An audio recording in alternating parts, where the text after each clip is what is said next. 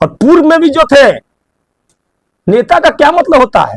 चुनाव हार जाए तो समाज से रिश्ता तोड़ दें क्या? ये कोई मतलब की बात पूछना चाह रहे हैं? मैंने तो बोला भारतीय जनता पार्टी का मैं एक सिपाही हूं, आला कमान का आदेश होगा तो लड़ूंगा। इसमें क्षेत्र में भ्रमण किया, पता चला माननीय तो रहते हैं कहीं और, अरबपति है, खरबपति है, माननीय को कोई सूझबूझ नहीं है। आए थे चुनाव में पूरा भौकाल बनाकर, आज कहीं और रहते हैं। साहब 2025 में जनता बताएगी, एकमा विधानसभा की जनता एक एक चीज का जवाब लेगी। 5 साल में आपने कितना काम किया, कितना दुख सुख लोगों के दुख सुख में आप थे। आज आपका पीसी करने का क्या उद्देश्य है? पीसी करने का उद्देश्य कुछ नहीं है, सिर्फ एक ही उद्देश्य है कि मैं सोशल मीडिया के माध्यम से अभी देख रहा हूँ बहुत सारे कैंडिडेट अपने आप को एनडीए का प्रत्याशी बता रहे हैं। कुछ लोग कह रहे हैं हमको टिकट फाइनल हो गया, हम ही आएंगे, हम ही चुनाव लड़ेंगे। तो आप ही लोग बताइए कहाँ तक सही है? ये लगभग 6 महीना चुनाव में बाकी है, लेकिन सभी प्रत्याशी एकमा में अपने आप को घोषित कर दिए हैं कि हम चुनाव लड़ेंगे तो हम चुनाव लड़ेंगे।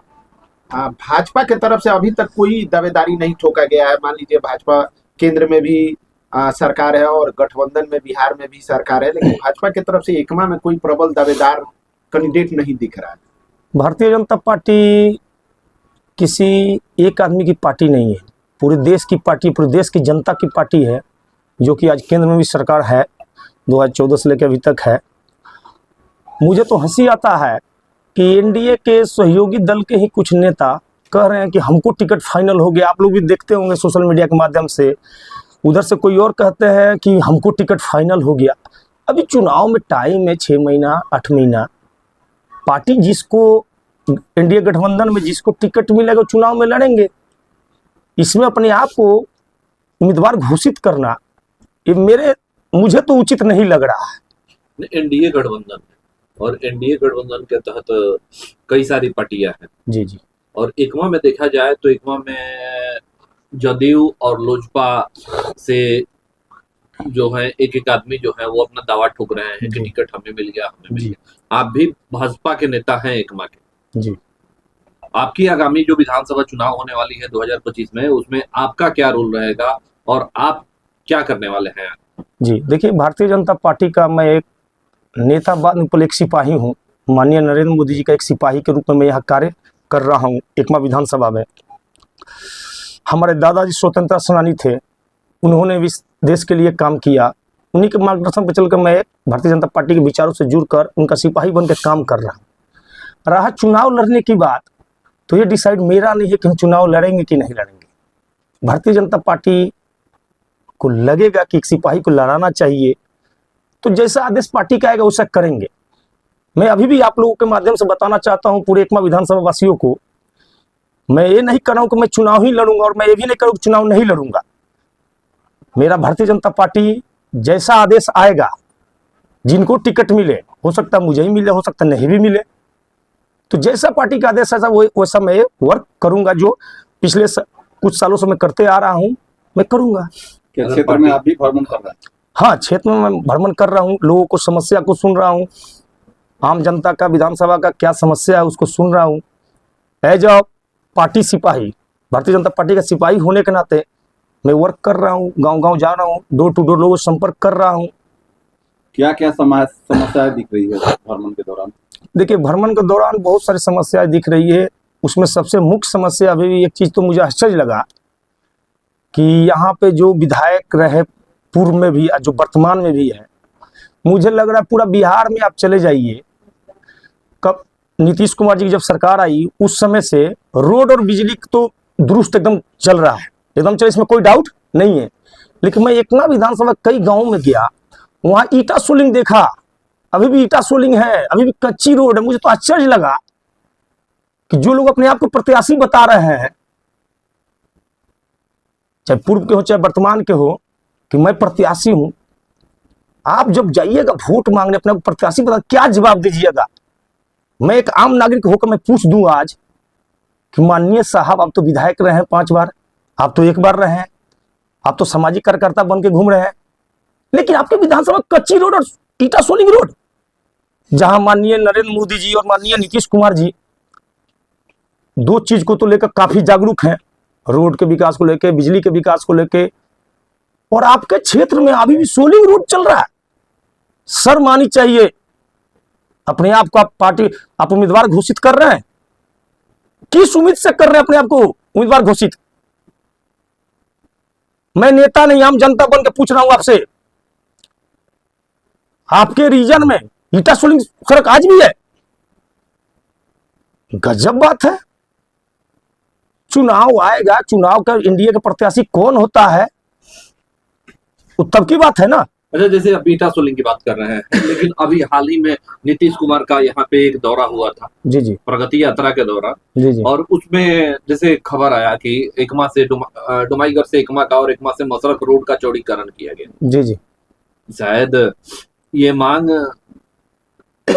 यहाँ के महाराजगंज के सांसद के द्वारा किया गया था, लेकिन कुछ ऐसे भी लोग हैं जो अपने आप को गिनाने पे लगे हुए हैं, उसको क्या कहिए? मैंने तो आपको पहले ही बताया, वैसे लोग जो अपने आप को पार्टी का उम्मीदवार घोषित कर दिए हैं, जब उनको ये बोलने में नहीं समझ में आया कि एनडीए कौन प्रत्याशी होगा, कोई डिसाइड नहीं है।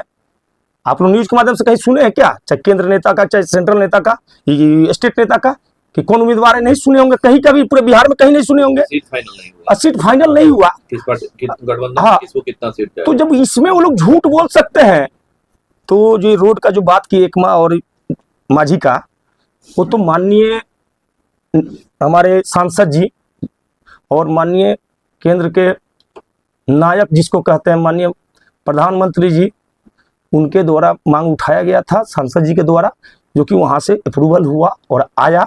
इसमें नीतीश कुमार जी का भी बहुत हाथ है, सपोर्ट है, इसमें कोई डाउट नहीं। लेकिन जो लोकल जनप्रतिनिधि कह रहे हैं कि हमारे द्वारा उठाया गया, सोशल मीडिया पर डाल भी रहे, मैं देखा भी डाल रहे हैं, ये समाज को, पब्लिक को बेवकूफ समझ रहे हैं कि मैं जो बोलूंगा।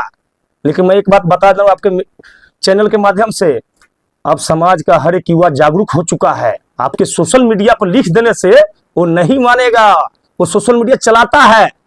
संसद में कौन आवाज उठाया इस रोड के लिए, वहां से लेटर जो निकला वो कब निकला, सब सोशल मीडिया के माध्यम से युवा पीढ़ी देख रहा है। ये भ्रम में नहीं रहिए। जो पहले चुनाव आप बोल देते थे और जीत जाते थे, ऐसा नहीं होने वाला। 2025 का चुनाव युवा पीढ़ी अपने बल पर, अपने हिम्मत से जो समाज के लिए काम करेगा उसको जिता के लाएगा।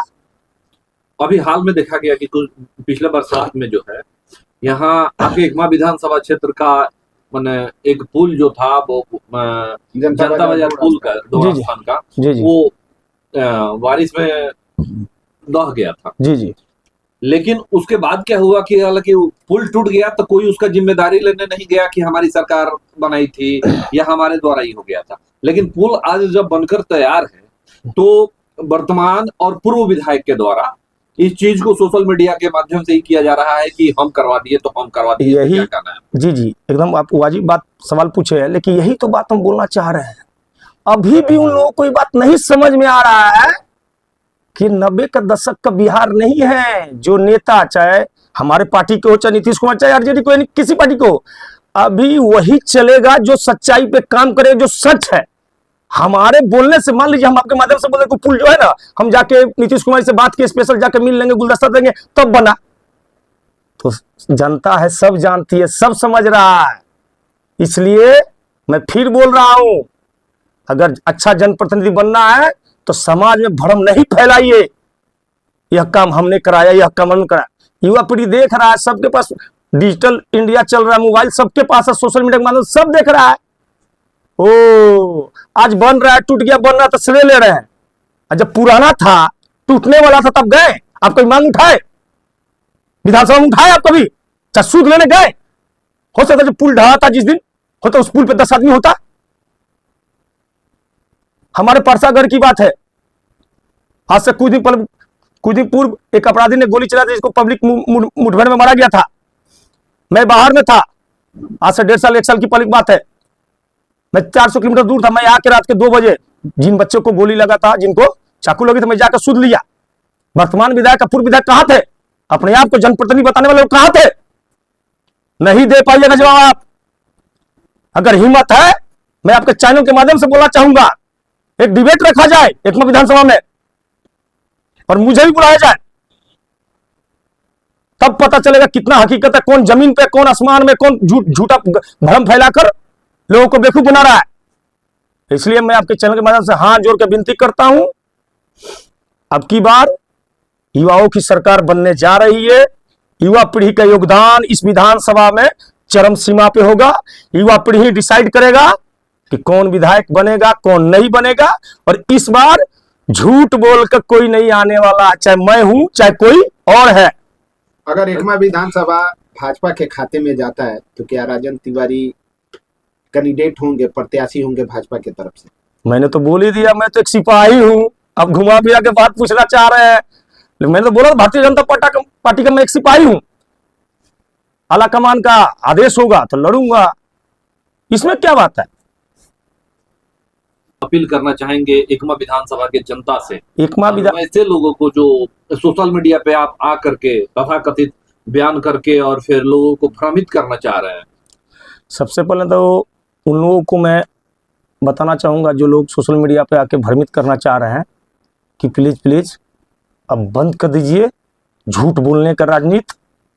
पर्दा के पीछे कुछ और, आगे कुछ और दूसरा, युवा पीढ़ी एकमा विधानसभा के सभी युवाओं से मैं आग्रह करना चाहूँगा कि आगे भविष्य आपका है। आप सोचिए आपके लिए कौन अच्छा हो सकता है। आपके हाथ में एकमा विधानसभा का डोर है, छपरा जिला का डोर है और पूरा बिहार का डोर आपके हाथ में है। एक एक युवा पीढ़ी अपना जिम्मेदारी निभाइए और वोट किसको दीजिएगा नहीं दीजिए इससे मुझे कोई फर्क नहीं पड़ता है, बस अच्छे कैंडिडेट को चुनकर लाइए ताकि आपके आवाज को आपके विधानसभा से लेके वहां बिहार विधानसभा में उठाए। और नहीं तो ठीक है, आपको लगता है कि झूठ वाला ही सरकार एथी चाहिए, क्या बोलते हैं, कैंडिडेट चाहिए, तो उसको ही जिताइए। आप खुद समझदार हैं, आपको जहर खाना है या खाना खाना है। आज किसी को जहर खाना होगा तो खुद समझता है जहर नहीं खाएंगे, क्या खाना खाना की जहर खाने, आप डिसाइड कर लीजिए। फिर बाद में गलत जनप्रतिनिधि को चुनकर आप अफसोस नहीं कीजिएगा। इसलिए चुनने से पहले एक बार डिसाइड कर लीजिए किस कैंडिडेट को चुनना है जो आपके आवाज को वहां बुलंद करे, आपके रात के दुख सुख में पहुंचे। ऐसा नहीं चुनाव जीत गए घर में जाकर सो गए। जो माननीय भी है, मैंने क्षेत्र में भ्रमण किया, पता चला माननीय तो रहते हैं कहीं और, अरबपति है, खरबपति है। माननीय को कोई सूझबूझ नहीं है। आए थे चुनाव में पूरा भोकाल बनाकर, आज कहीं और रहते हैं। साहब 2025 में जनता बताएगी, एकमा विधानसभा की जनता एक एक चीज का जवाब लेगी। 5 साल में आपने कितना काम किया, कितना दुख सुख, लोगों के दुख सुख में आप थे, जनता बताएगी। और पूर्व में भी जो थे, नेता का क्या मतलब होता है? चुनाव हार जाए तो समाज से रिश्ता तोड़ दें क्या? ये कोई मतलब होता है क्या? पूरा एकमा जनता देख रही है एकमा विधानसभा का। कौन चुनाव जीता तो कहां था, जो नहीं जीता वो भी कहां था, कोई पता नहीं था। अब चुनाव आया है, देखिए वहां आप देख सकते हैं सोशल मीडिया में 2 महीने पूर्व से चल रहा है। हाँ मैं हूं गजब नहीं फैलाइए भरम। हाथ जोड़कर रिक्वेस्ट करता हूं, समाज को अच्छे राह पर अब जीने दीजिए। और युवा पीढ़ी का जमाना चल रहा है, युवा पीढ़ी आपके बहकावा में नहीं आने वाला है तो नहीं आने वाला है।